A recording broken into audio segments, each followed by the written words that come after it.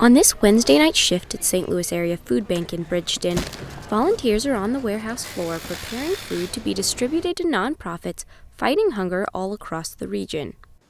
There's volunteers from Boeing and their families, CBC high schoolers working on a service project, and these brothers from just across the river in St. Charles. The Conard family are regulars here. I mean, it's great so that we can be together, right? And so we can spend time together while also doing something for the community, as opposed to sitting in front of the TV or something like that. They know they're serving those in need, but where is the need? I guess traditionally most people, I think, believe that it's the urban core that has high poverty, and that's where most of the need is. And I wouldn't suggest that they don't have high poverty, particularly in this area, because it does exist. But the problem that we've seen is that there are larger numbers of people in need in the county. We track number of people in poverty and the number of people that we believe are in need of food assistance, and the number of people in the county is closer to 150,000. The number of people in the city is closer to 80,000, and so certainly the numbers are greater in the county. It's just a little bit harder at times to identify. See, those were all picked up this Frank afternoon. Finnegan has been with the food bank for 25 years, and he's seen the face of poverty evolve.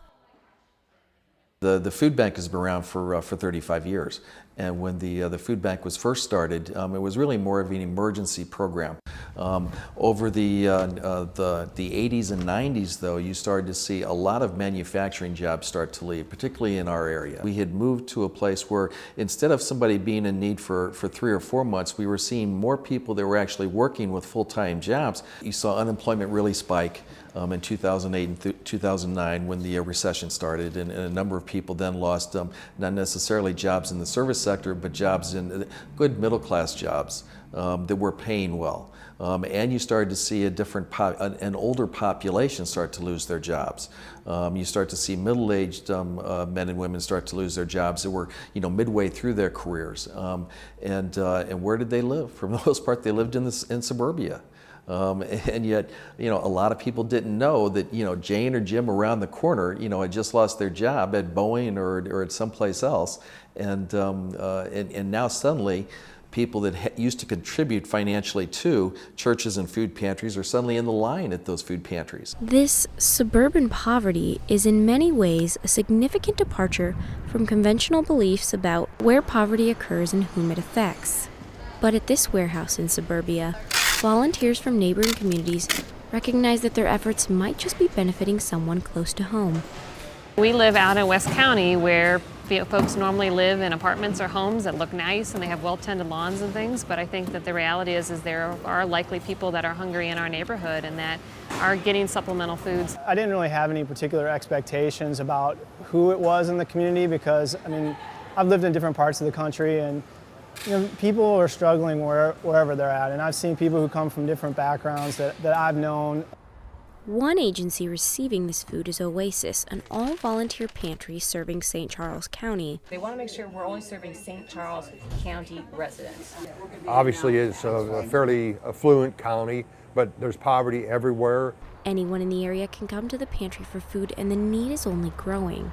In fact, the number of families served increased 700% over the 10-year period from 2002 to 2012. There was a family out at Lake St. Louis.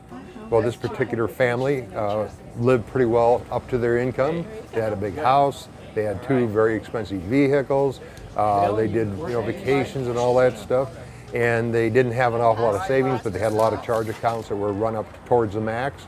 Well, all of a sudden, this family ends up without a job. This particular family was in dire need within the first month or 2 for what little savings they had trying to keep over these bills. And you're looking at almost an impossible situation. You're looking at somebody that's going to lose their home, that their vehicles are going to be repossessed. And experts say these stories aren't unfamiliar. Suburbia is home to the largest and fastest growing poor population in the country. For Stay Tuned, I'm Margie Enright.